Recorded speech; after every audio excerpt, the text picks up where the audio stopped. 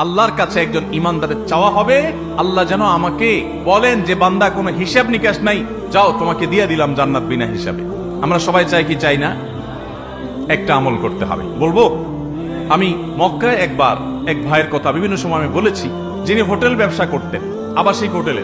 হাজী সাহেবরা যেতেন বাংলাদেশ থেকে উমরা বা হজের জন্য, তাদের কাছে হোটেল ভাড়া দিতেন, এটা তার ব্যবসা ছিল।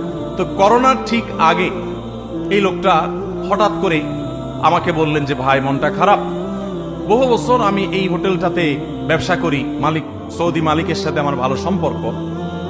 তো আমি যে এই হোটেলটা সারা বছরের জন্য 1 মিলিয়ন রিয়াল দিয়ে ভাড়া নেই, আমার এই স্বদেশী আরেক ভাই, বাংলাদেশি আরেকজন, সে মালিকের ফুসলায়া ফাসলায়া আরো 2 লক্ষ রিয়াল বাড়াই দিয়া সে হোটেলটা নিয়ে নিস।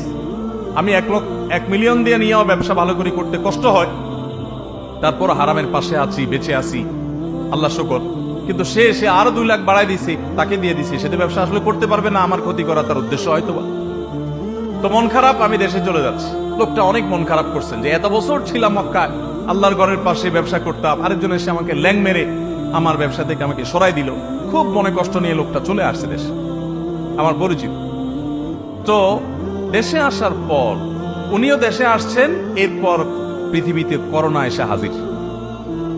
এবং করোনার কারণে 2-3 বছর পর্যন্ত যখন হজ উমরার ব্যবসা সব বন্ধ, ওই যে বেচারা, তাকে ল্যাং মারার জন্য আরো 2 লাখ রিয়াল বাড়ায় দিয়া ওইটা ভাড়া নিয়ে নিছে অগ্রিম। সৌদিতে নিয়ম হলো এই সমস্ত ভাড়াটা সব অগ্রিম দিয়ে ফেলতে হয়। তার তো 12 লক্ষ রিয়াল অগ্রিম দিয়ে দিতে হয়েছে। ওই 12 লক্ষ রিয়াল পুরোটাই জলে। পরবর্তী আরো 2 বছর কোনো হাজি নাই, উমরার যাত্রী নাই, তার ব্যবসা পুরাটাই লাডে।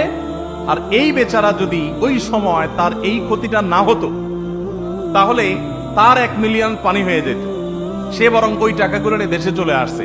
এরপর আমার সাথে একদিন দেখা হওয়ার পরে বলে, ভাই, আল্লাহ সুবহানাহু ওয়া তাআলা আমাকে গর্তে পড়তে যাচ্ছিলাম, ধাক্কা মেরে মক্কা থেকে দেশে পাঠিয়ে দিয়েছে।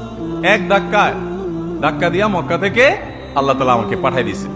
তো আপাত দৃষ্টিতে মনে হয়েছে যে তার সব বরবাদ হয়ে যাচ্ছে, কিন্তু সেখানে তার কল্যাণ নিহিত ছিল। এজন্য ইমানদার আল্লাহর ফয়সালাকে সবসময় মেনে নিবে।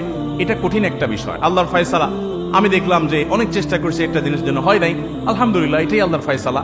এটার প্রতি আমি ঈমান আনবো যে এর পিছনে আমার কল্যাণ আছে, এর মাধ্যমে ভাগ্য সুপ্রসন্ন হয়। আল্লাহ যেন আমাকে বলেন যে বান্দা কোনো হিসাব নিকাশ নাই, যাও তোমাকে দিয়ে দিলাম জান্নাত বিনা হিসাবে।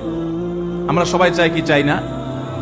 একটা আমল করতে হবে। বলবো, সে আমলটার নাম হলো সবর। সে আমলটার নাম কি ভাই? সবর। ইন্নামা ইউওয়াফাস সাবিরুনা আজরাহুম বিগাইরি হিসাব। আল্লাহ বলেছেন, ধৈর্য